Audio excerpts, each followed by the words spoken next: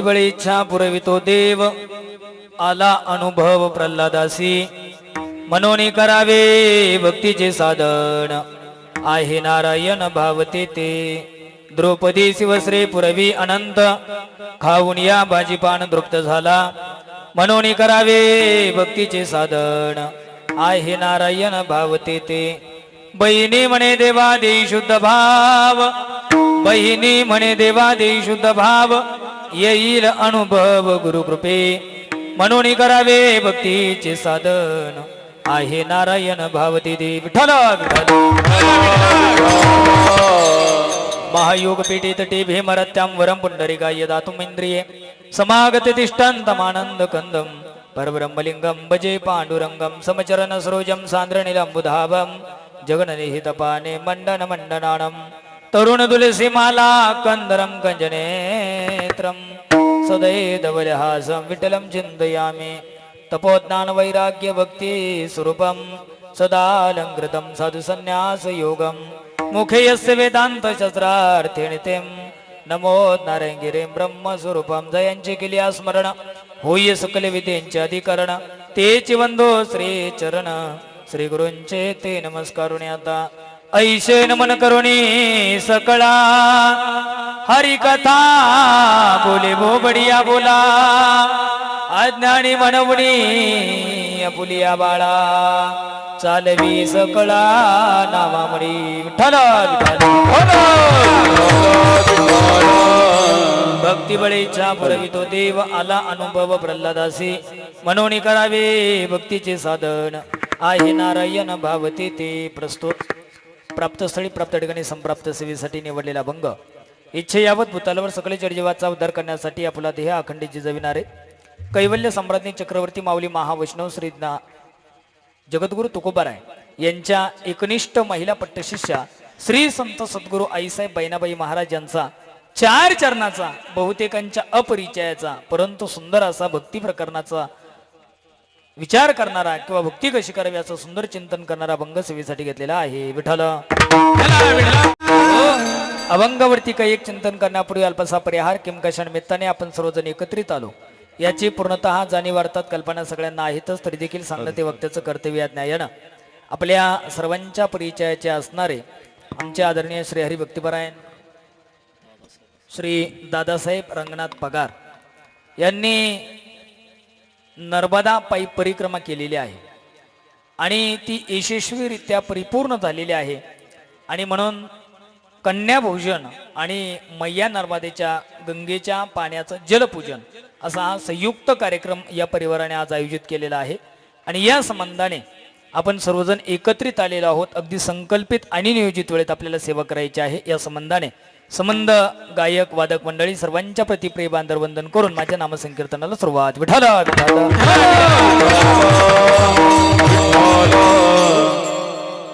भगवान विष्णूच्या चरण कमलापासून गंगेची निर्मिती झाली. तसे गंगेच्या निर्मितीचे काही कारण शास्त्रामध्ये आलेले आहेत. पहिलं कारण आहे भगवान विष्णूच्या चरण कमलापासून तिची निर्मिती झाली.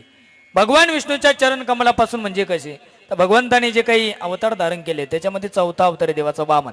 त्या वामन अवतारामध्ये वामनाचे पाय धुतले होते आणि ते पाय धुतल्यानंतर ज्या ठिकाणी ते पाणी सांडल्या गेलं किंवा पाणी राहिल्या गेलं तिथून गंगेचा उगम झाला. हा एक संदर्भ रेफरन्स देता येतो. दुसरी गोष्ट त्याच्यामध्ये भगीरथ राजाने सगराच्या 60,000 पुत्रांचा उद्धार करण्यासाठी गंगेचं आवाहन केला, तेव्हा गंगा मातेला यावं लागलं.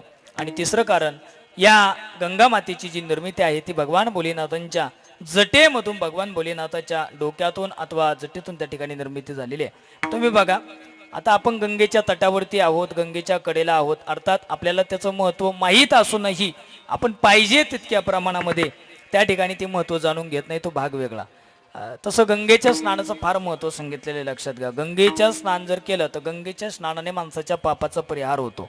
पण हे कुणासाठी कुणासाठी कुणासाठी आता ऐका बरं का, इथं फार महत्त्वाची गोष्ट आहे महाराज. त्याच्याच पापाचा परिहार होतो ज्याच्याकडून पाप अजाणतेपणाने घडतात. तर तुम्ही म्हणणार आम्ही जाणून पाप करतो, जवळ गंगा आहे मग काय 2 किलोमीटर गेलं डुबकी मारी का पापमुक्त नाही, तसं होत नाही. तसं जर झालं असतं तर गंगेचा पुत्र आहे त्याचं नाव भीष्माचार्य. भीष्माचार्याला शरपंजरी का पडावं लागलं, तो तर गंगेच्या पोटी जन्माला आला, मग पापाचं क्षालन का झालं नाही आमचं शास्त्र सांगतं जी पाप अनावधानानं घडली जातात का ज्याच्यामध्ये माणसाचा कोणताही स्वार्थ राहत नाही, अशी पाप अनावधानानं घडली जातात, त्याचं क्षालन गंगेच्या स्नानानं होतं. पण जी पाप जाणून बुजून केली जातात ती पाप मात्र गंगेच्या स्नानानं जात नाही. त्याचा परिहार करायचा असेल तर त्याच्या देवाची आणि संताची कृपा व्हावी लागते. संत चरण रज लागता सहज वासनेचे बीज जळून जाय, हे त्याचं प्रमाण आहे. गंगेच्या स्नानाने पाप जातं पण पापाची वासना जात नाही. बरं का, एवढं लक्षात घ्या. पाप जातं पण पापाची वासना जात नाही. मग महाराज म्हणतात बाबा कदाचित तुम्हाला गंगा लांब असेल, गंगेवरती तुम्ही जाऊ शकत नसेल तर काय करा, सकाळी स्नान करताना तुमच्याच घरामध्ये पूर्वेला तोंड करून बसा आणि अंगावरती पाणी टाकताना फक्त गंगा गंगा शब्द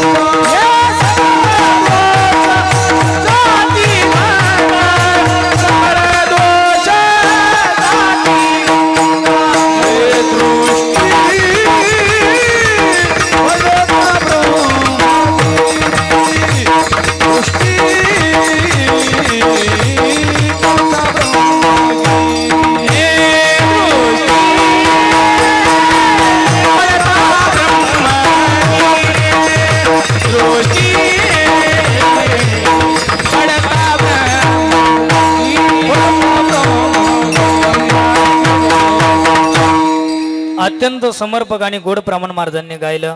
वाचे म्हणता गंगा गंगा सकळ दोष जाते भंगा. गंगेचं नुसतं स्मरण केलं तरी सुद्धा माणसाच्या दोषाचा परिहार होतो. पण आता ऐका, गंगेच्या स्नानाला महत्व आहे आणि नर्मदेच्या परिक्रमेला महत्व आहे. मग या नर्मदेचा इतिहास काय, नर्मदेचा जन्म कसा झाला तर त्याची आख्यायिका अशी अमोल महाराज. भगवान शंकराची समाधी, भगवान शंकराची तपश्चर्या म्हणजे काही वर्षापर्यंत, काही युगापर्यंत, आणि ती तपश्चर्या चालू असताना भगवान शंकराला घाम आला आणि त्या घामामधून नर्मदा मैयेचा जन्म झाला. मैयेचा जन्म झाल्यानंतर भगवान शंकराने तिला पहिलं नाव नर्मदा ठेवलं. नर्मदा शब्दाचा अर्थ होतो सुख. तुम्ही ज्यांनी ज्यांनी परिक्रमा केली ना त्या सगळ्यांना विचारा. मला असं वाटतं अंतःकरणापासून ज्यांनी परिक्रमा केली, ज्यांनी त्या ठिकाणी अमरकंटकला गेल्यानंतर संकल्प धारण केला आणि संकल्प धारण करून त्यांनी स्वच्छ मनाने आणि स्वच्छ उद्देशाने ज्यांनी परिक्रमा केली त्यांची परिक्रमा आई साहेबांनी परिपूर्ण करून घेतली.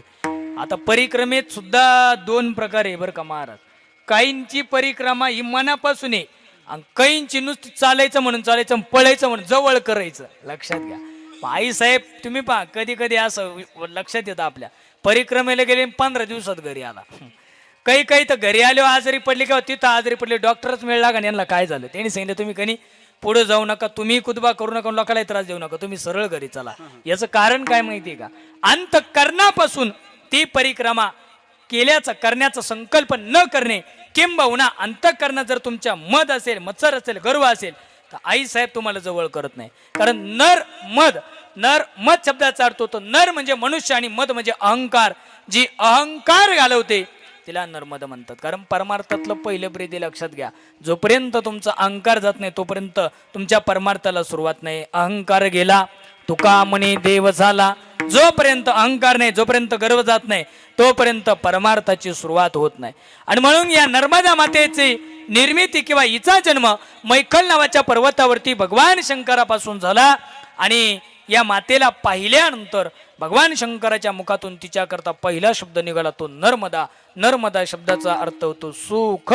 जो कोणी ही परिक्रमा करतो त्याच्या संसाराला मिळतं का नाही मला माहित नाही, पण त्याच्या चित्ताला आणि मनाला सुखाची प्राप्ती झाल्याशिवाय राहत नाही. विठ्ठल विठ्ठल.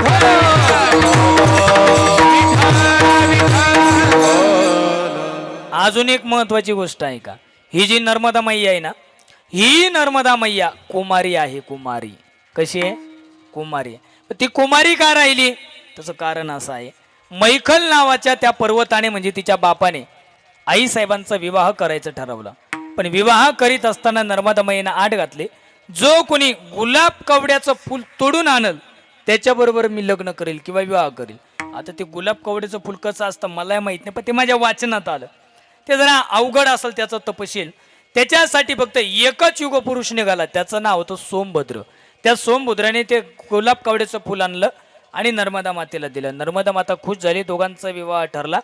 पण काही कालावधी त्याच्यामध्ये गेला.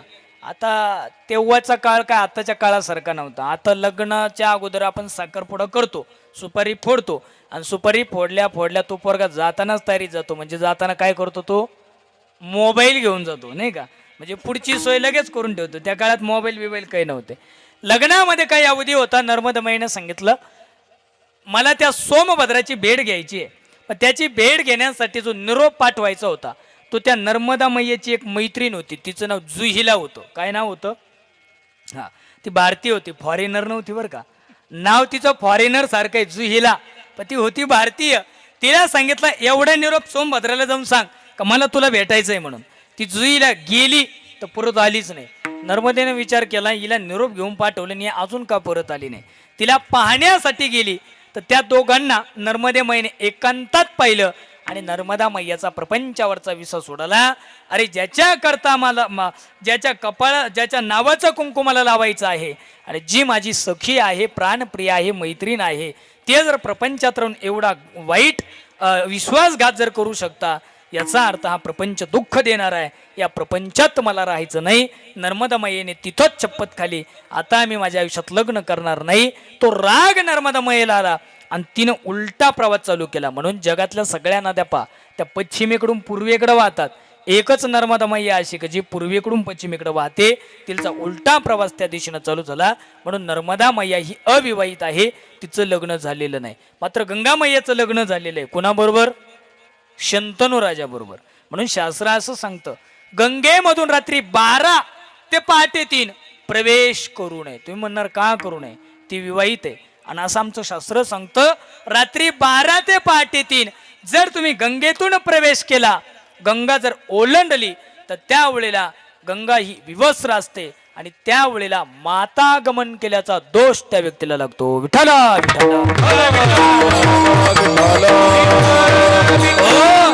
म्हणून नर्मदा मैया ही कुमारी. म्हणून जो कोणी परिक्रमा करून येतो, परिक्रमा करून आल्यानंतर गंगेचं पूजन त्यानं केलं म्हणजे जलाचं पूजन केलं की त्याला कन्या भोजन सुद्धा करावं लागतं. हे त्याच्या करता काही नियम सांगितलेत परिक्रमा करीत असताना. काय नियम आहे? परिक्रमा करीत असताना पहिला नियम आहे, ज्या वेळेला संकल्प घेतला जातो, संकल्प घेतला का पुढे त्याने काय करायचंय, क्षौर कर्म करायचं नाही. म्हणजे दाढी केस त्याने काढायचे नाही. नर्मदा मैयाच्या तटावरून प्रवास करीत असताना ज्या ज्या ठिकाणी आपला मुक्काम पडणारे अशा ठिकाणी प्रत्येक ठिकाणच्या स्थानाचं एक वेगळं महत्व आहे. ते महत्व जाणून घेतलं पाहिजे. नाही तर लोकांच्या मठात जायचं, केवढ्याला बांधला, कोणी दिला आणि तुम्हाला गादीवर कोणी बसवली, ह्या पंचायती जर केल्या, नाही नाही नाही नाही ती परिक्रमा घडणार नाही. त्या मठामध्ये थांबायचं, त्यांचं भोजन घ्यायचं, प्रसाद घ्यायचा, त्या तीर्थक्षेत्राचं महत्व जाणून घ्यायचं आणि दुसऱ्या दिवशी सकाळी उठल्यानंतर त्यांनी मैयेचं स्नान करायचं. पण ऐका, स्नान करायला गेल्यानंतर कुठं स्नान करायचं? तटावर स्नान करायचं नाही. मग जोपर्यंत आपल्या बिंबीला पाणी लागत नाही, आपल्या नाभीला पाणी लागत नाही, इतकं अंतर मध्ये जायचंय. पण आता ऐका, तितक्या अंतर मध्ये जाताना पाय उचलून टाकायचा नाही. पाय उचलून टाकला तर त्याला आईला पाय मारल्याचा, लात मारल्याचा दोष लागतो. मग कसं जायचं? त्यानं पाय सरकीत सरकीत सरकीत जायचं, म्हणजे त्याला दोष लागत नाही. नाभी इतक्या पाण्यामध्ये गेल्यानंतर आता साधकाच्या लक्षात आलं आपल्याला तोंड धुवायचं. एक तर त्यानं त्या पाण्याने तोंड धुवूच नाही, लक्षात घ्या, त्या पाण्याने तोंड धुवूच नाही. पण आता नवीन साधक आहे, त्याला माहिती नाही आणि आता दुसरी पर्याप्त व्यवस्था नाही. पण त्याने काय करायचं? तोंडामध्ये पाणी घ्यायचं पण गुळणा करायचं नाही. मग तुम्ही म्हणणार आता काय करायचं? आता पंचायत झाली. मग गुळणा करायचं नाही ना, डावा हात घ्यायचा, त्या हातावर उजवा हात घ्यायचा आणि तोंडातलं पाणी, तोंडातला गुळणा त्या हातावरती सोडायचा आणि मग ते पाणी त्या जलामध्ये समर्पित करायचं. त्यानं आईवर थुंकल्याचा दोष लागत नाही.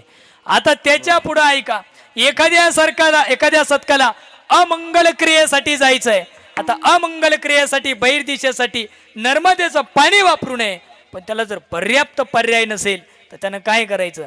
जे भांड किंवा जी वस्तू त्याला ती पाणी घेऊन न्यायची आहे, ती भांड त्यानं भरून घ्यायचं, तटावरती ठेवायचं, उजवा हात लावायचा नाही, डाव्या हाताचा अंगठा सोडून द्यायचा आणि 4 बोट पाण्यात बुडवायचे आणि त्या पाण्याचा उलटा असा वास घ्यायचा. त्याचं तीर्थत्व नाहीसं होतं, ते निव्वळ खाली पाणी शिल्लक राहतं आणि मग ते पाणी त्यानं पुढे अमंगल क्रियेसाठी वापरायचं. विठ्ठला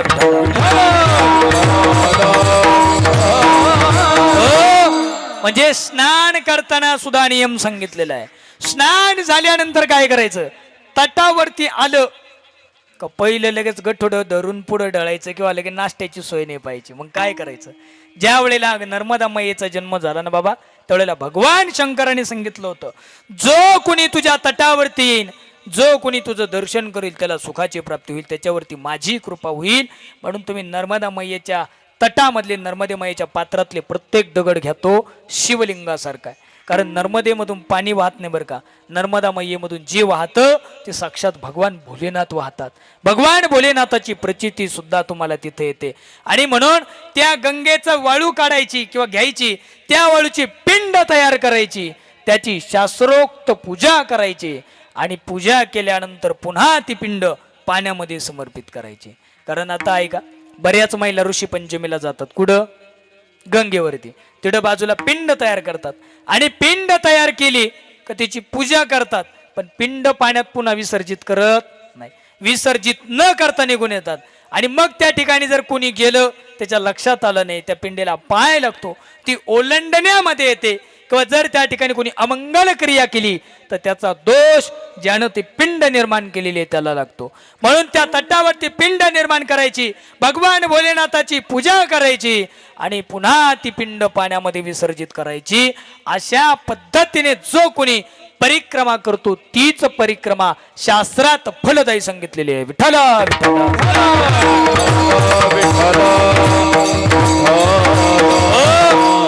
नर्मदा मैया किती पवित्र आहे ऐका. एखाद्या कुळामध्ये जर लग्न ठरलेलं आहे, एखाद्या कुळामध्ये चांगला शुभमंगल प्रसंग आहे, 4-5 दिवसावरती लग्न राहिलं आणि त्या कुळामध्ये विटाळ पडला, 4-5 दिवसामध्ये लग्न राहिलं आणि कुळामध्ये सुतक पडलं, आता काय करायचं? अशा वेळेला काळ्या कपिल्या गाईचं गोमूत्र जर घरामध्ये शिंपडलं आणि विवाह लावला तर त्याचा दोष लागत नाही. पण आता काळी कपिला गाय कुठून आणणार? पण त्याच्याकरता जर नर्मदेचं जल असेल, नर्मदा मैयेचं पाणी जर असेल, ते पाणी जर त्या घरामध्ये शिंपडलं तर तिथं विठ्ठलाचाही दोष लागत नाही आणि त्या ठिकाणी सुतकाचाही दोष लागत नाही. एवढं नर्मदेचं पाणी काय आहे? पवित्र आहे, लक्षामध्ये घ्या. म्हणून आमचे नाथ महाराज कोवी सांगतात बरं का, ज्याला नर्मदा मैयेची परिक्रमा नाही करता आली पण करण्याची इच्छा आहे, कदाचित त्याच्याकडे वेळ नसेल, शारीरिक असमर्थता जर त्याच्याकडे असेल तर महाराज त्याची ओवी भागवतामध्ये सांगतात, 3 परिक्रमा परियेसी, 2 परिक्रमा वाराणसी, 1 नमस्कार करिता नर्मदेसी, इतुकेची पुण्य होय. महाराज सांगतात 3 परिक्रमा जर पृथ्वीच्या केल्या, 2 परिक्रमा काशीच्या केल्या तर जेवढं फल तुम्हाला मिळतं एवढं फल नुसतं नर्मदे मैयेच्या पाण्याचं दर्शन घेतल्याने सुद्धा प्राप्त होतं. विठ्ठल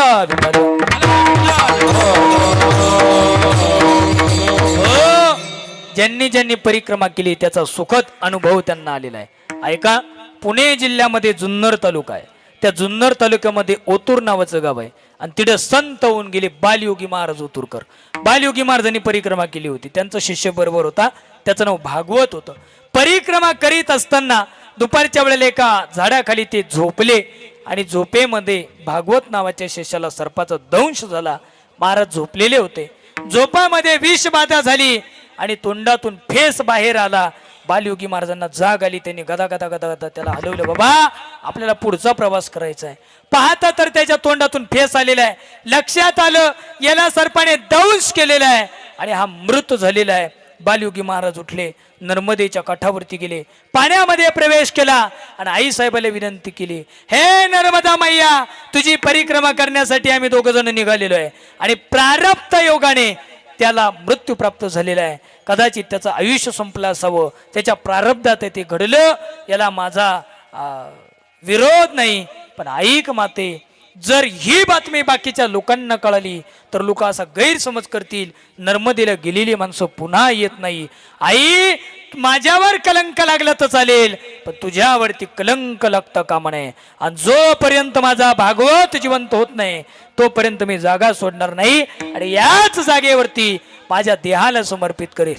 हातामध्ये नर्मदेचं पाणी घेतलं आणि एकच थेंब त्या भागवताच्या मुखामध्ये टाकला आणि भागवत पुन्हा जिवंत झाला आणि पुढे वाढीव आयुष्य त्या भागवताला मिळालं. असे सुखद अनुभव त्या ठिकाणी ज्यांनी ज्यांनी अंतःकरणापासून नर्मदेची परिक्रमा केली त्यांना आलेला आहे. हे नर्मदा कोण आहे तर तुम्हाला एका भाषेत सांगतो. नर्मदा दुसरी तिसरी कोणी नाही, ती आपली आई आहे. जसं लेकराला वेदना झाल्यानंतर त्या वेदना लेकराला होत नाही, त्या वेदना आईला होता. जिचे पिढे बाळ प्राण तेचा विकळ. किंवा मार्जनचा अजून एक प्रमाणे पहा, सूत्रदोरी एक जीव. महाराज सांगतात आईचं आणि लेकराचं जसं प्रेम असतं असं या भक्ताचं, परिक्रमावासियाचं आणि नर्मदा मैयाचं प्रेम आहे. तुम्ही ज्यांनी ज्यांनी परिक्रमा केली त्यांना विचारून पहा, कोणीच तुम्हाला म्हणणार नाही का मला परिक्रमेमध्ये त्रास झाला, आजारी पडलो, त्रास झाला, कोणीच नाही. फक्त त्याला परिक्रमावासी त्या तोला मोलाचा पाहिजे बरं का. नाही तर तो जर गबाळ छापा असला तर मग काही खरं आहे त्याचं, त्याचे अनुभव वेगळे. पण ज्यांनी मनापासून, मी सुरुवातीला सांगून गेलो, ज्यांनी अंतःकरणापासून परिक्रमा केली त्यांना सुखद अनुभव आहे. मग असा सुखद अनुभव आम्हाला येऊ द्यायचा असेल, सुखद अनुभव प्राप्त करायचा असेल, त्याला अमोल महाराज परिक्रमा कशी केली पाहिजे. सारवा चिंतने काळ सारवा चिंतने काळ सारवा चिंतने काळ सारवा चिंतने एकांतवासी गंगा स्नाने एकांतवासी गंगा स्नाने एकांतवासी गंगा स्नाने एकांतवासी गंगा स्नाने देवाच्या पूजने देवाच्या पूजने देवाच्या पूजने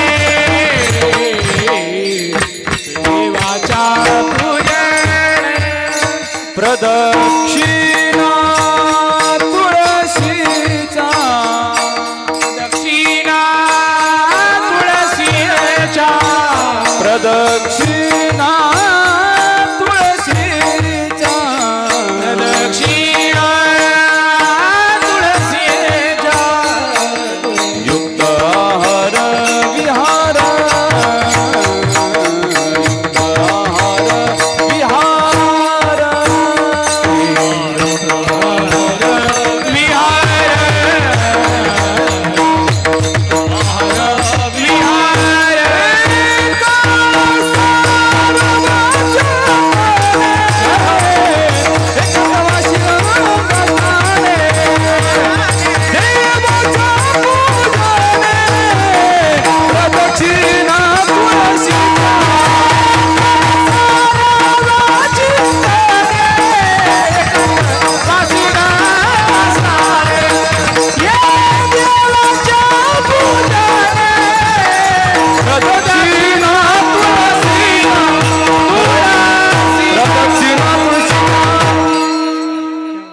तुकारामन महाराजांनी गायलं, काळ सारावा चिंतने एकांतवासी गंगा स्नाने देवाच्या पूजने प्रदक्षिणा तुळशीच्या.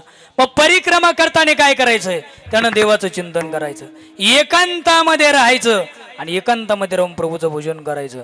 आणि काय सगळ्यात महत्वाची गोष्ट सांगितली महाराज, माणसाचा विचार परिक्रमेमध्ये फार महत्वाचा आहे. विचारा वाचोनी न पविजे समाधान, विचार फार महत्वाचा आहे. मग विचार जर चांगला ठेवायचा असेल तर त्याला आहार चांगला पाहिजे. युक्त आहार विहार नेम इंद्रियासी सार नसावी बासर निद्रा बहु भाषण, हे नियम सांगितलेले आहेत. नाही तर मग काय फुकटचं भेटलं 3 मिसळ 8 वडे आणि तो जपलं पाहिजे माणसानं. काही काही गोष्टी माणसाने बरं का, संप्रदायामध्ये काही नियम आहे.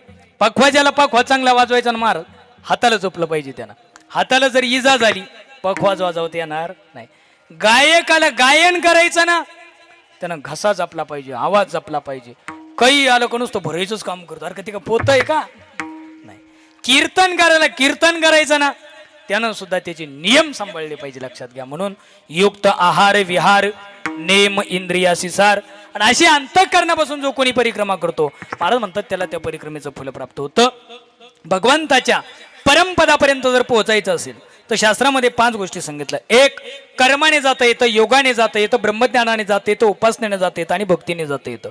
पहिला मार्ग आहे देवापर्यंत पोहोचण्याचं कर्म.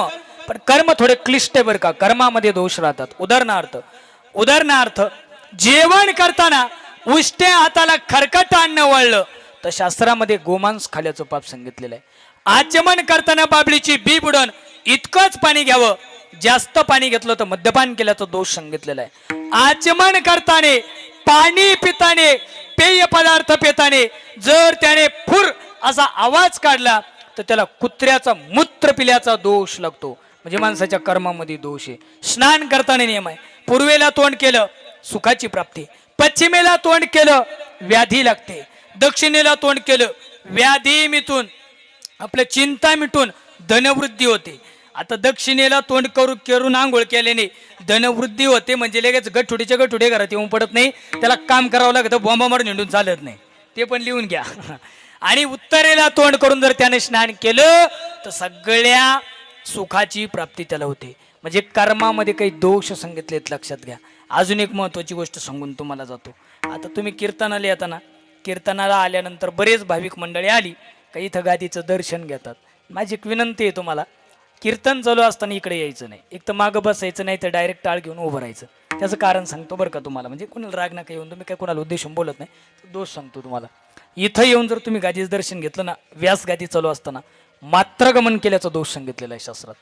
तुम्हालाही दोष लागतो आणि कीर्तन करायला दोष लागतो. तुम्ही म्हणणार कसा, तर तुम्ही समोरून आले, येताना असे पुढून येतात, पुढून आले का कीर्तनकाराचं लक्ष विचलित होतं.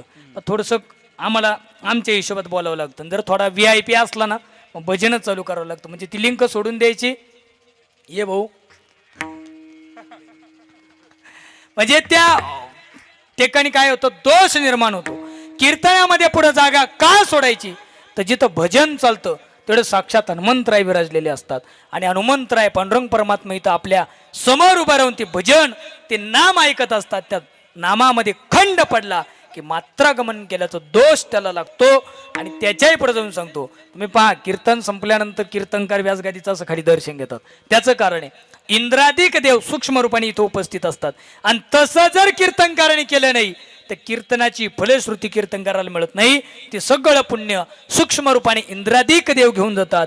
म्हणून कर्मात नेहमी दोष आहे. कर्माच्या मार्गाने तुम्ही देवापर्यंत जाल तर तुम्हाला लवकर देवाची प्राप्ती होणार नाही. दुसरा प्रकार सांगितला योगाचा. योगाच्या मार्गाने तुम्ही परमात्म्यापर्यंत गेले तर योग सुद्धा आजच्या काळामध्ये तुम्हाला परमात्म्यापर्यंत नेत नाही. हरिपाठामध्ये त्याचं वर्णन केलेलं आहे. योग याग विधी ऐनेनो हे सिद्धी वायाची उपाधी दंभधर्म, किंवा योगाची या वाटा जे निघाले गा सोबटा तया दुःखाची या शेला वाटा भागाला. महाराज सांगतात योग मार्ग जरा अवघड आहे.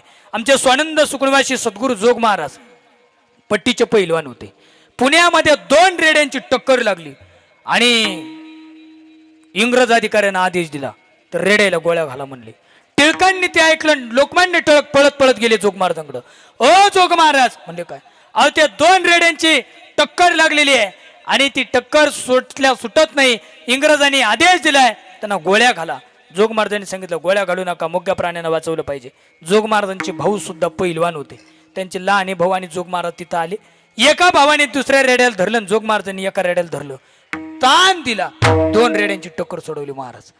त्याच्यानंतर जोग महाराज म्हणजे एका टायमाला 12 पैलवान चित करीत होते.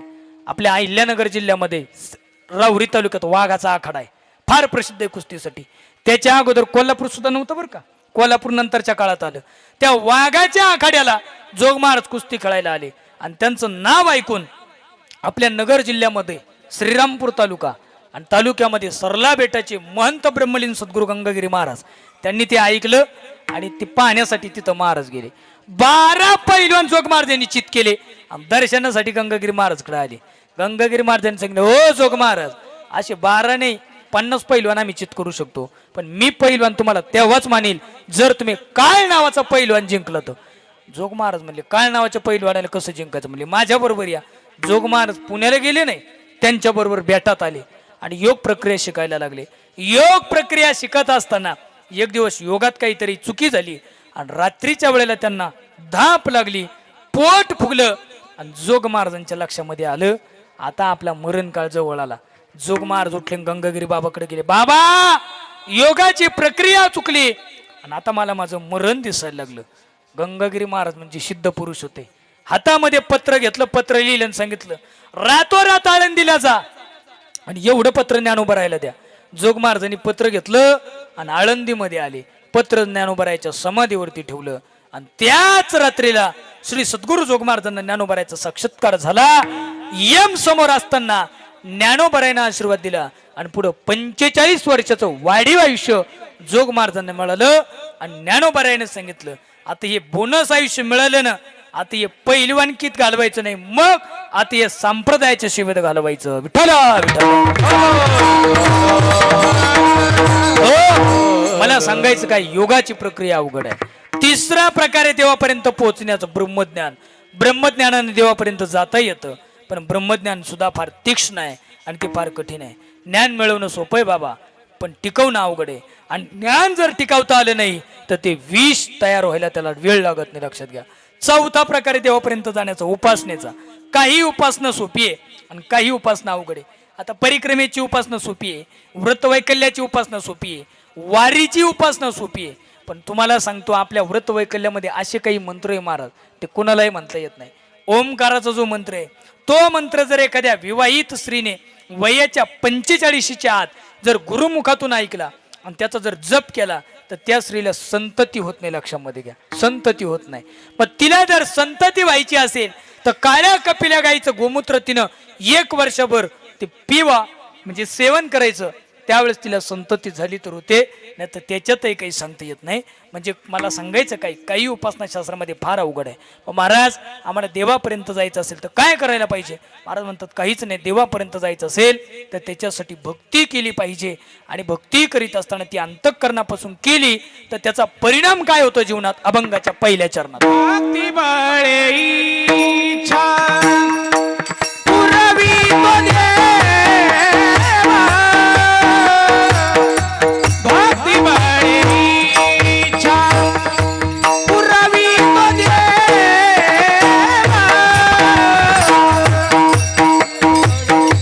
इच्छा पुरवी तो देवा, भक्ती बळे इच्छा पुरवी तो देवा, भक्ती बळे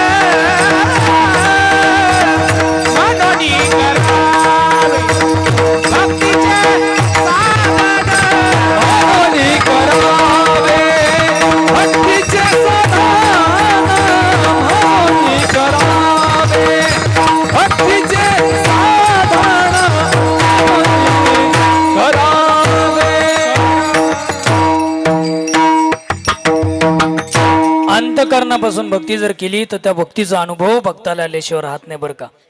ज्या माऊलीचा अभंग सेवेसाठी घेतलेला आहे, कुणाचा? बहिणाबाईचा. बहिणाबाईचं चरित्र कधी जीवनामध्ये पहा. संभाजीनगर जिल्ह्यामध्ये वैजापूर तालुक्यात रंगारी देवगाव नावाचं गाव आहे. त्या गावात लाकडी नावाची नदी आहे आणि त्या नदीच्या काठावर विलेश्वराचं मंदिर आहे.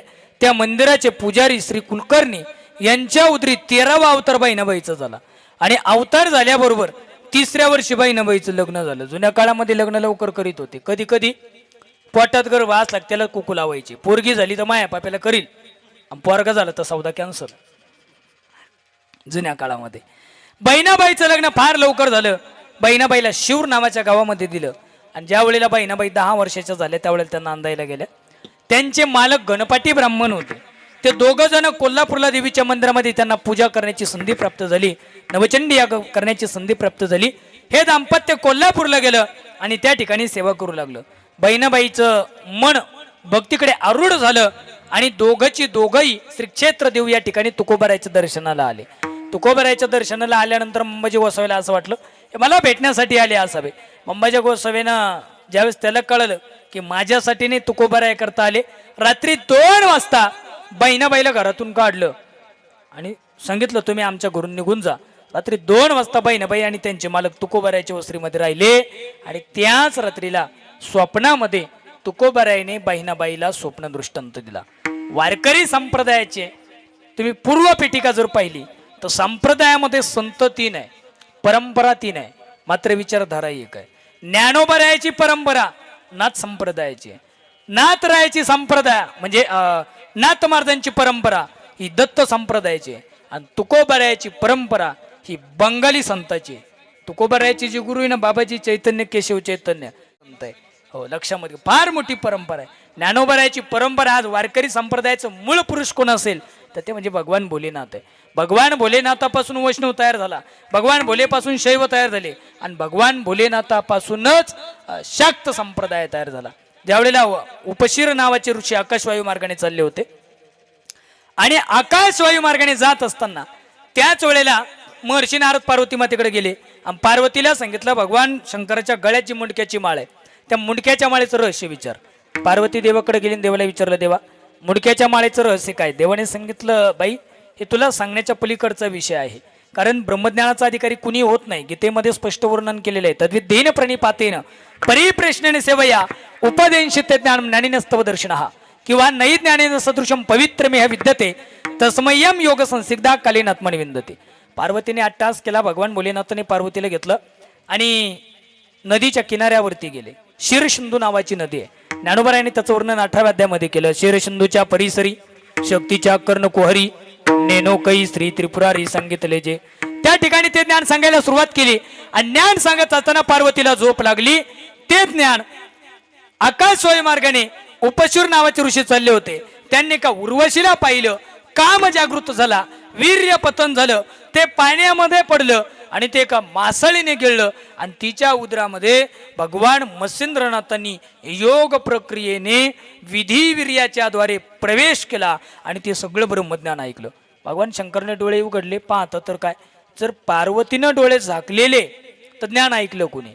त्या दिशेनं भगवान शंकराने त्रिशूळ मारला आणि त्रिशूळ मारल्याबरोबर त्या ठिकाणी त्या मासळीचं पोट फाटलं, त्याच्यात मच्छिंद्रनाथांचा कान फाटला. तेव्हापासून जती संप्रदायामध्ये, नाथ संप्रदायामध्ये त्या ठिकाणी कानफाड्या साधूची परंपरा अस्तित्वात आली. लक्षात घ्या. त्या मासळीने ते अंड किनाऱ्यावरती टाकलं, बगड्याचा पाय त्याला लागला, अंड फुटलं, महाराज त्याच्यातून बाहेर आले. कोळ्याचं लक्ष गेलं, कोळ्यानं त्यांचं 5 वर्षापर्यंत संगोपन केलं आणि कोळ्यानं संगोपन केलं आणि संगोपन केल्यानंतर एक दिवस तो कोळी ते मासे पकडायचा आणि मच्छिंद्रनाथ महाराज ते मासे पाण्यात सोडायचे. त्यानं सांगितलं इथून चालता हो, तेवढीच आज्ञा महाराजांना मिळाली आणि मच्छिंद्रनाथ महाराज तिथून निघाले. पण तिथून निघाले कुठं गेले? कुठं गेले? बद्रिका आश्रम नाही, मच्छिंद्रनाथ महाराज तिथून निघाले आणि आपल्या नाशिक जिल्ह्यामध्ये कळवण तालुक्यामध्ये श्री क्षेत्र नांदुरी गडाला गेले. पहिलं 6 महिने मच्छिंद्रनाथांनी आई भगवतीच्या चरणावर पाणी घातले. लक्षात घ्या. जन्म जरी त्यांचा विधिवीर्यापासून झालेला असेल पण तरी सुद्धा नाथ संप्रदायामध्ये जी शाबरी विद्या आली ना, ती शाबरी विद्या कुठून आली? आई भगवतीच्या कृपेचा प्रसाद आहे बरं का तो. शाबरी विद्येचे जनक. तुम्ही वारकरी संप्रदायामध्ये नाथ परंपरेचा जर चांगला अभ्यास केला तर तुमच्या लक्षात येईल, प्रत्येक नाथाचा जन्म झाल्यानंतर, प्रत्येक नाथ अस्तित्वात आल्यानंतर वनीला आई भगवतीच्या चरणावर 6 महिने पाणी घातलं त्यांनी. किती? 6 महिने. तेव्हा ती शाबरी विद्या प्राप्त झाली, बंगाली विद्या प्राप्त झाली. दादा गुरु मचिंद्रनाथ या गर्भगिरी पर्वतात, त्यांची भाषा आहे लईच निराळी, त्यांची भाषा आहे लईच निराळी. बंगाली बंगाली रे बाबा बोलतो बंगाली, बंगाली बंगाली रे बाबा बोलतो बंगाली, बंगाली बंगाली रे बाबा बोलतो बंगाली, बंगाली बाबा बोलतो बंगाली. दादा गुरु मचिंद्रनाथ या गर्भगिरी पर्वतात, त्यांची भाषा आहे लईच निराळी, त्यांची भाषा आहे लईच निराळी. बंगाली बंगाली रे बाबा बोलतो बंगाली, बंगाली बंगाली रे बाबा बोलतो बंगाली, बंगाली रे बाबा बोलतो बंगाली, बंगाली रे बाबा बोलतो बंगाली. तुम्ही म्हणणारे तो नुसतं नात नाही, ज्ञानोबरायचा तुम्ही तीर्थावळीचा प्रसंग पहा. ज्या वेळेला नामदेव महाराज बरोबर निघाले ना, नामदेव महाराज सांगतात, देवा ज्या देवाचे पाय विटेवर नाही, ज्याचे हात कटेवर नाही आणि ज्याची दृष्टी समप्रमाणात नाही, त्याचं मी दर्शन घेणार नाही. गे मी तयाचे दरुशा, गे मी तयाचे दरुशा, दरुशा. हे कटेवरी कर नाही जगमाचे, गे मी तयाचे दरुशा, गे मी तयाचे दरुशा, गे मी तयाचे.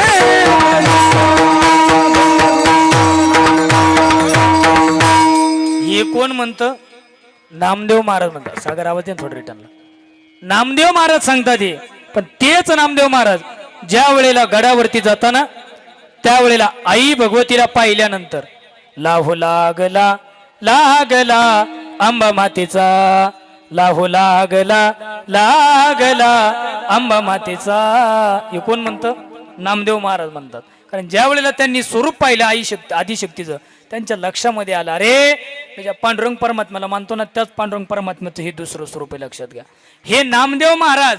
पण नामदेव महाराजाच्या नंतर ज्या वेळेला आई सप्तशृंगीचं स्वरूप आमच्या ज्ञानोबरायानं पाहिलं, आता ज्ञानोबराय देवाला सांगतात, देवा आतापर्यंत माझ्यावर तुझी कृपा केली ना, ती बापाच्या रूपामध्ये केली, आता माझ्यावर कृपा कर, पण बापाच्या रूपात नाही, मग आईच्या रूपामध्ये.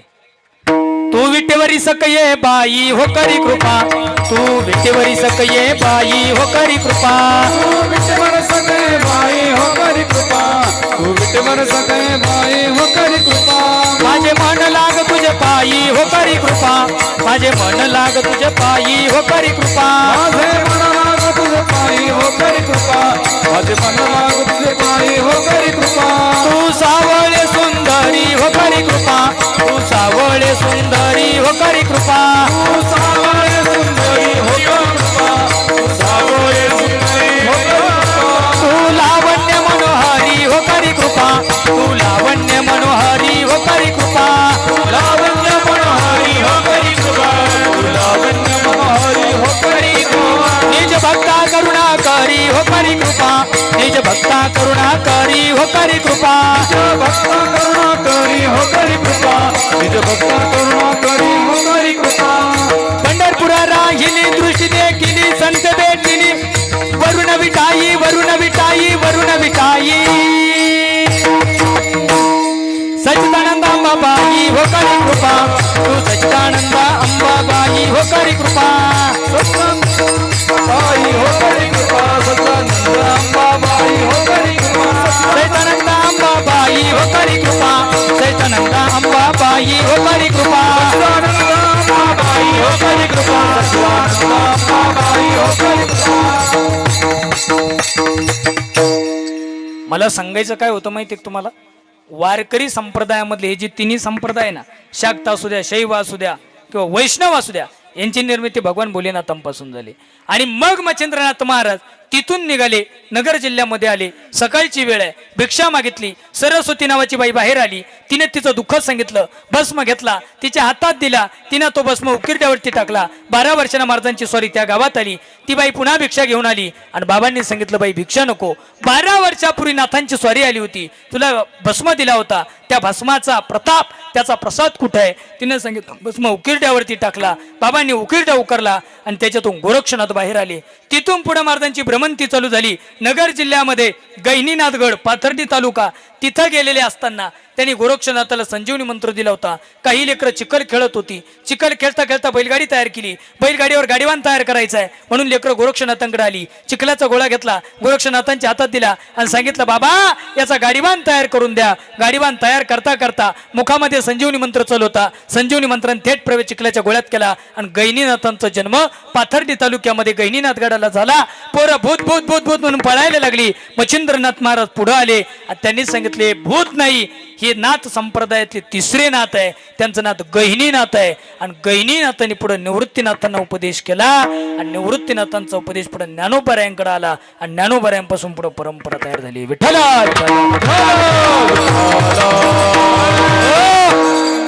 जगद्गुरु तुकोबारायांनी स्वप्न दृष्टांत दिला आणि बहिणाबाई घरी आल्या. आता वारकरी संप्रदायाचा नियम आहे, पहाटेला काकडा करावा आणि संध्याकाळच्याला हरिपाठ करावा.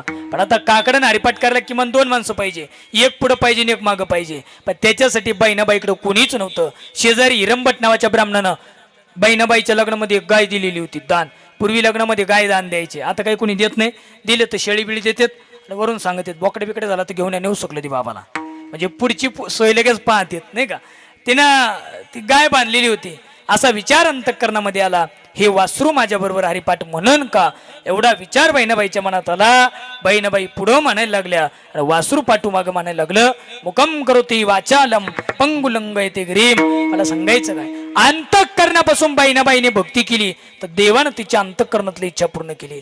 नाही आमचे भगवान कृष्ण परमात्म्या बरोबर अर्जुन फिरायला निघाला आणि संध्याकाळची वेळ होती, 3 सांजा झालेल्या होत्या. आणि त्यावेळेला अर्जुनाच्या मनात आलं, आजच्या प्रसंगाला जर सुभद्रा असती तर. देवाने त्या अंतःकरणातून जाणलं. देव झाडाच्या पाठीमागे गेले, सुभद्रेचं रूप घेतलं आणि अर्जुनाजवळ आले. 1 तास गप्पा मारल्या. जाताना सांगितलं, अर्जुना मला काहीतरी आजच्या प्रसंगाची आठवण द्या. अर्जुनानं हातातून अंगठी काढली आणि सुभद्रेला दिली. सुभद्रेनं अंगठी बोटात घातली. सुभद्रा झाडाच्या पाठीमागे गेली, पुन्हा मूळ स्वरूप धारण केलं आणि भगवान कृष्ण रथात आले, रथात बसले, रथ चालू लागला. पण आता अर्जुनाने आपल्याला विचारावं, याच्याकरता देवाने घोड्यांना चाबूक मारताना असं बोर्ड दाखवलं की जेणेकरून हातातली अंगठी अर्जुनाला पाठीमागे दिसली पाहिजे. अर्जुनाने अंगठी ओळखली, विचार केला. अजून 15 मिनिटं नाही झाले, अंगठी सुभद्रेला दिली आणि अर्जुना आपल्या कृष्णाच्या हातात कशी आली. न राहून थोडं मनात डागडुगीच होती, तेवढा विचार करून देवाला विचारलं, देवा अंगठी सुभद्रेला दिली आणि ती तुमच्या बोटात कशी आली? देवाने फार रहस्यमय गोड उत्तर दिलं, अर्जुना आतापर्यंत 1 तास जिच्या गळ्यात हात टाकून तू गप्पा मारल्या ती मूळची सुभद्रा म्हणजे मीच होतो. याला भागवतात प्रमाणे, नटिया एकची एकला, गायी व्याघ्राचे सोंग अवगला, अंतरी पितरी खिळयाला, त्याचा फिटला भवबंध. जगामध्ये देवा इतका मोठा नट जगाच्या पाठीवर नाही. तुम्हाला नट कळतो ना? नट, नटी, हिरो, हिरोईन, ऍक्टर, ऍक्ट्रेस, नायक, नायिका, अभिनेता, अभिनेत्री. आणि इन मराठीत सांगायचं झालं तर आरच्या आणि पारशा. आता तुमच्या डोक्यात फिट बसलं नाही का? अर्जुनाच्या नुसतं मनात आलं तर देवानं त्याच्या अंतःकरणात इच्छा पूर्ण केली. कशामुळं? त्याच्या अंतःकरणात तेवढा भाव होता. म्हणून बहिणाबाई महाराज म्हणतात, देव आमच्या अंतःकरणात इच्छा पूर्ण करतो. पण तो देव कोणता? महाराज सांगतात, कर्तुम अकर्तुम अन्यथा कर्तुम, शक्तीचा जो दाता आहे तो भगवान परमात्मा. मला सांगा, या सृष्टीमध्ये ज्या काही घटना घडतात त्या आपल्या हिशोबाने का देवाच्या हिशोबाने? देवाच्या. म्या बोलविल्या विदू बोले, म्या चालविल्या सूर्य चाले आणि म्या आलविल्या प्राणू आले, जगात ते चाळीत मी. मग महाराज म्हणतात, असा सुखद अनुभव आमच्याही जीवनात आम्हाला प्राप्त व्हावा याच्याकरता काय करायला पाहिजे? म्हणून करावे भक्तीचे साधना, म्हणून करावे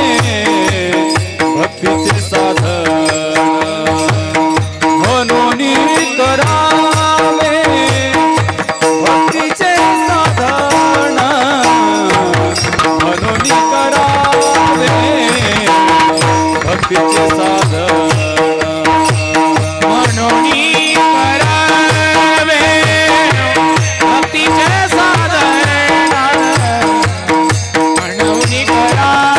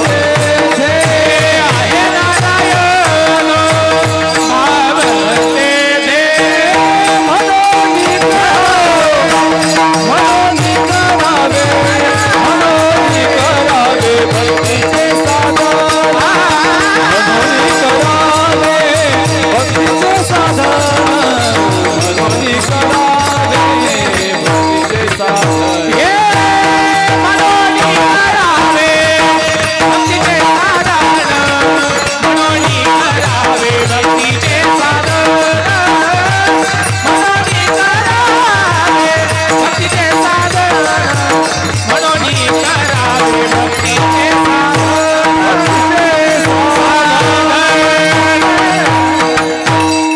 म्हणून करावे भक्तीचे साधन आहे नारायण भावते ते. पहिली गोष्ट भक्ती म्हणजे काय ऐका. भक्ती म्हणजे दुसरं तिसरं काही नाही. आपण शेतकरी आहे. आता शेजारी आपल्याला कांद्याची पिकं दिसायला लागलेली आहेत. कांदे लावताना कसे लावतो बाबा? अगोदर उळं टाकतो, दुसरीकडे शेत तयार करतो, रोप तयार झालं, लागणीला आलं, रोप काढतो, शेंडा मोडून टाकतो आणि निव्वळ रोपाची लागण आपण दुसऱ्या वाफ्याच्या वावरात करतो. हे तसंच आहे. प्रपंचातलं प्रेम काढायचं, त्याच्यामध्ये आस, भय, चिंता, लाज, काम आणि क्रोध या षड विकाराचा शेंडा मोडायचा आणि राहिलेलं शुद्ध प्रेम आपण परमार्थ रूपी माळ्यामध्ये लावलं का भक्ती नावाचा माळा फुलतो. विठ्ठला पण कधी कधी भक्ती करून सुद्धा देव मिळत नाही. काय मिळत नाही? आता तुम्हाला मला वाटतं बघा, आम्ही भक्ती करतो पण जेवढ्या तन्मयतेने प्रपंच करतो ना, इतक्या तन्मयतेने आपण भक्ती करत. दिवाळीच्या सणाला भाऊ बहिणीकडे गेला, तिला मूळ लावलं, घरी आला, बायकोला सांगितलं मूळ लावलं. तिच्या तर गाल फुग्याच फुगल्या. बहुतांशी बऱ्याच घरात उरलंय रोगी. दोघांचं भांडण झालं. यंदा सगळ्या गोष्टीमध्ये फेल गेलो. काय आला तिला बोलवायचं 10-5 हजाराचा खर्च. तुम्हाला अरे आई गेली, बाप गेला, तिच्या आईच्या बापाच्या जागेवर मीच वाणीवालीची एक बहीण आहे मला. ते म्हणले आपण दरवर्षी आपण करतो ना, मग एखाद्या दिवाळीला नाही केलं तर का फाशी झाली का? असं ती म्हणली. मी नाही ती म्हणली. आणि मग दोघांचं भांडण झालं. दोघं जण काही बोलत नाही. ती बहीण दिवाळीच्या सणाला आली, त्यानं लुगडं घेतलं, पातळ घेतलं, तिची ववाळी झाली, ती बिचारी तिच्या घरी निघून गेली.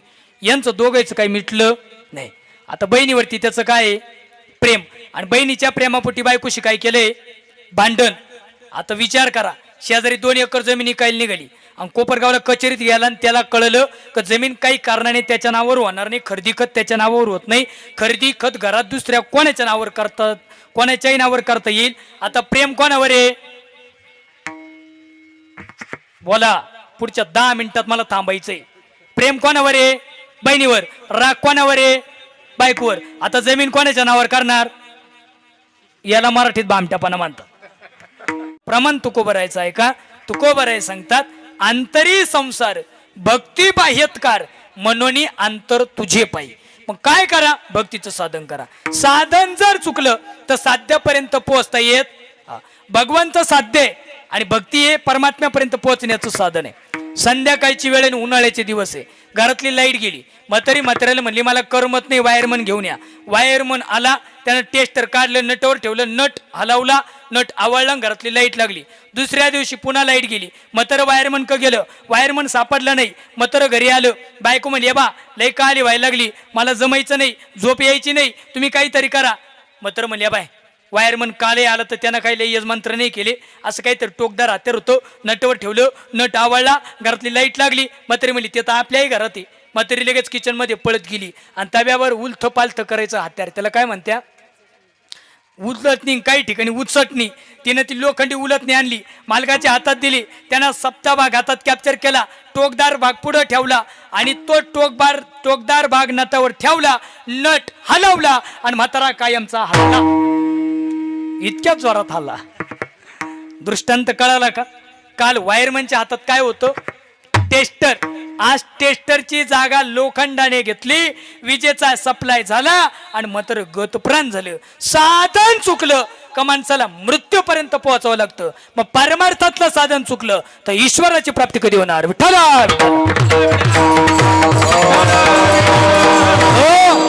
आम्हाला जर त्या देवापर्यंत जायचंय काय करायला पाहिजे? महाराज सांगतात काहीच करू नका, कलियुगा माझी करावे कीर्तन, तेने नारायण देन बेटे. त्याचं चिंतन जर आम्ही मनापासून केलं ना, महाराज म्हणतात काय होतं, महाराज म्हणतात तो देव आम्हाला सांभाळतो. काय करतो तो देव? सांभाळतो. महिला वर्ग इकडे लक्ष द्या, संपले 5 मिनिटात. आता विठ्ठोबरक ज्ञानेश्वर माऊली कीर्तन संपलं, शेवटीकडे लक्ष द्या. महिला वर्ग एकत्र आल्या का आपल्याकडे हिंदू संस्कृतीत उखाणा घेण्याची पद्धत आहे, म्हणजे नाव घेण्याची पद्धत आहे. खरं सांगायचं, लबाड बोलायचं नाही. आज कीर्तन चांगल्या प्रसंगाचं आहे, ते काय 10व्याचं वर्ष श्राद्धाचं नाही. त्याच्यामुळं प्रामाणिकपणाने व्यवस्थित खरं बोलायचं. मला सांगा, नाव खरं असतं का खोटं असतं?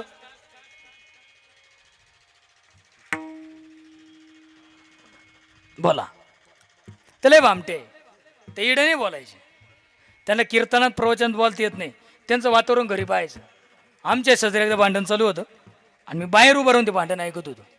बायको नवऱ्याला म्हणली काय काय सांभाळू, घर सांभाळू, दार सांभाळू, आईबाप सांभाळू, जनावर सांभाळू, का मजूर सांभाळू, काय काय सांभाळू. नवरा म्हणला बाया तो आहे पाया पडतो, काहीच सांभाळ नको, सगळं माझी मी सांभाळतो, तू फक्त तोंड सांभाळ. ज्यांना नसल कळालं त्यांच्यासाठी जेवणाची व्यवस्था आहे. बोला, नाव खरंय का खोटंय? नाव खोटंय, पण एकदा खोटं नाव घेतलं का मालकाची जबाबदारी आहे, त्यानं आयुष्यभर सांभाळावं. एकदा खोटं नाव घेतलं का त्याची जबाबदारी आहे, त्यानं आपल्याला खरं सांभाळावं. मग खऱ्या देवाचं खरं नाव घेतलं तो रस्त्यावर टाकन का? महाराज म्हणतात का हो असा अनुभव कोणाला आला? महाराज म्हणले प्रल्हादाला त्याचा अनुभव आला. जेव्हा जेव्हा प्रल्हादाने देवाचा दावा केला तेव्हा तेव्हा भगवान परमात्मा त्या प्रल्हादा करता तिथं आले. बागुलबुवा नावाच्या प्रकरणामध्ये महाराज म्हणतात, चौथा बागुल नर हरी, चौथा बागुल नर हरी, थोर खामत गुरगुरी, थोर खामत गुरगुरी, दैत्य वदुनी मांडीवरी, दैत्य वदुनी मांडीवरी, भक्त प्रल्हाद रक्षिला, भक्त प्रल्हाद रक्षिला,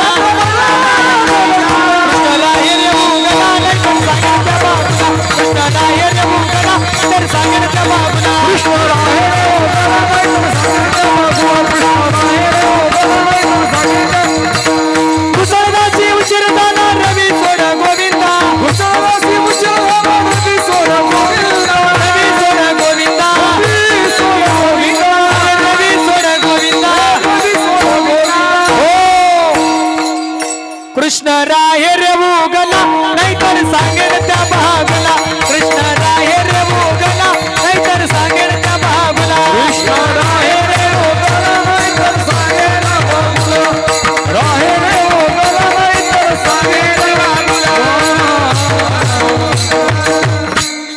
महाराज म्हणतात तो देव अंतःकरणापासून फक्त आमच्या मनातला भाव जाणतो, मनोनी करावे भक्तीचे साधन आहे नारायण भाव तेथे.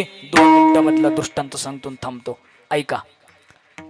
शेबर नावाचा राजा झाला, एकुलती एक मुलगी शेबरी, आणि मुलीचं लग्न ठरलं. आणि रात्रीच्या वेळेला त्या मुलीनं आपल्या माता पित्याचा संवाद ऐकला. पती पत्नीचा विचार चालू होता. पती सांगत होता पत्नीला, का ग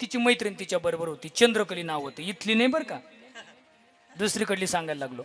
आणि ती मैत्री तिच्या नवऱ्याची गाडी जवळून गेली, त्यानं काही गाडीत घेतलं नाही. आणि मग चंद्रकलेने विचारलं, म्हणली होय गय्या म्हणे. म्हणलं काय? म्हणले बाया तो आहे नवऱ्याची गाडी जवळून गेली, तो चाल नाही म्हणला. तुम्ही बाया तुला माहित नाही, पण नांदत नाही ना आता. किंमत कशाला आहे? लग्न करायला नाही किंमत नांदायला आहे, तसं किंमत परमार्थ करायला नाही परमार्थ आचरणात आणायला आहे. दुसरी महत्वाची गोष्ट, जीवनात मोठं व्हायचं असेल तर दोन गोष्टी करा. एक, मोठं व्हायचं असेल आणि यशस्वी व्हायचं असेल, एक सूत्र घेऊन जा. मोठं व्हायचं असेल ना, आमचे गुरुवारी नेहमी सांगायचे, जीवनामध्ये सगळे उपास मोडले ना मामा चालल, फक्त 2 उपास मोडू द्यायचे नाही, एक परधनाचा आणि परस्त्रीचा. ज्याने हे 2 उपास, तुमची एकादश मोडू द्या, देव तुम्हाला काहीच करणार नाही.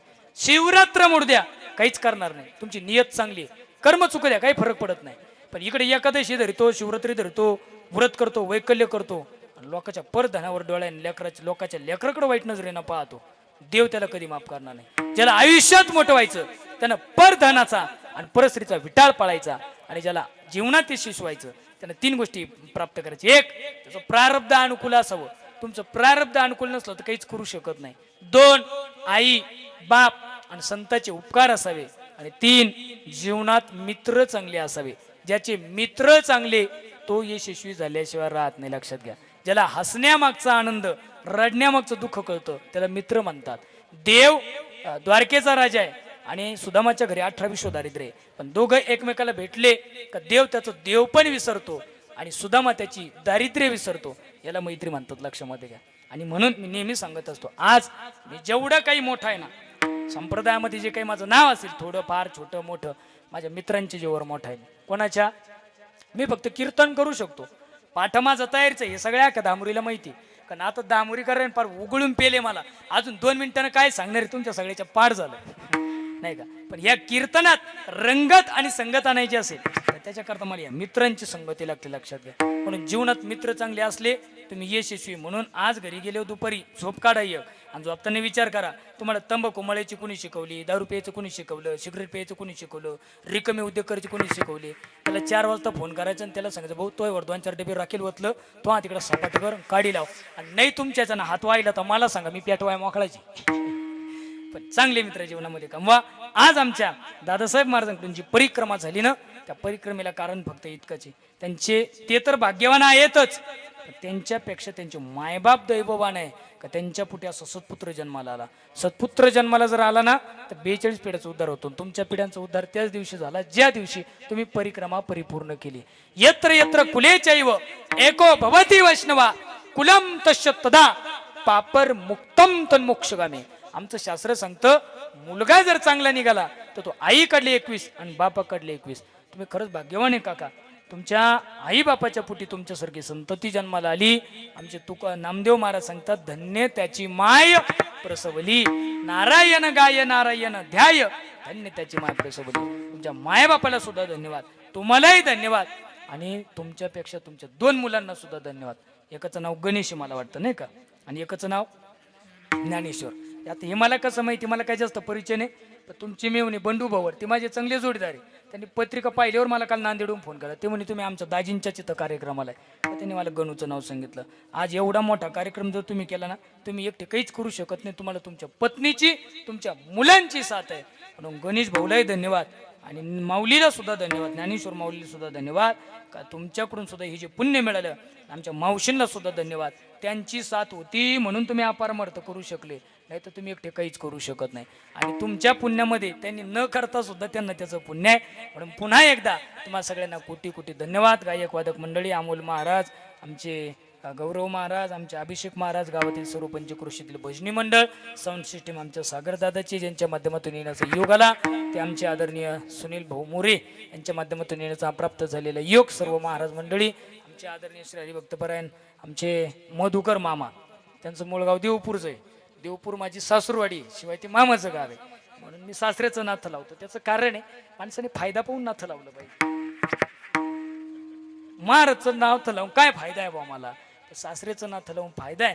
म्हणून मामांना मी कोटी कोटी धन्यवाद देतो. ते उत्कृष्ट कीर्तनकार असून विण्याची सेवा करतात. नाही तर कीर्तनामध्ये विना घ्यायचं मला कीर्तनकारला जीवर येतं. आमच्या मामाचं काम पाहिल्यापासून साधं बोळे रहाळ काम आहे, त्यांनाही कोटी कोटी धन्यवाद देतो. दोन्ही आमचे शूटिंगवाले दादा, एकाचं नाव विनोद भाऊ आणि एकाचं नाव ऋषिकेश भाऊ, नाही का. तुम्हाला कोटी कोटी धन्यवाद. त्यांच्या याच्यावर ते लाईव्ह टेलिकास्ट केलंय, मला वाटतं युट्यूबला तो कार्यक्रम पडेल. असू द्या. एका चॅनलचं नाव आहे गजर माऊलीचा आणि दुसऱ्या चॅनलचं नाव काय भाऊ? कीर्तनमाला. दोन्ही उत्कृष्ट चॅनल आहे. पहा, लेकरं आपले गरीबाचे.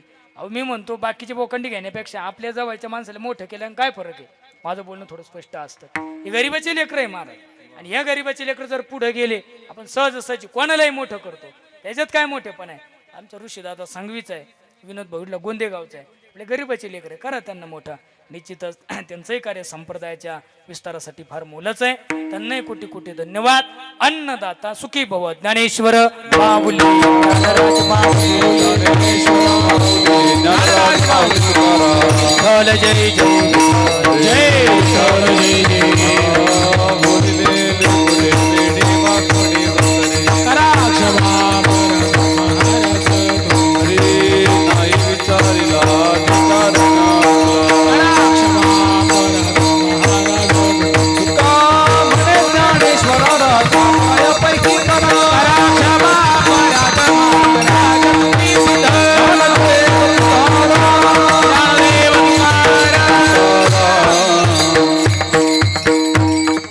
एक वरदारी विठ्ठल श्री ज्ञानदेव.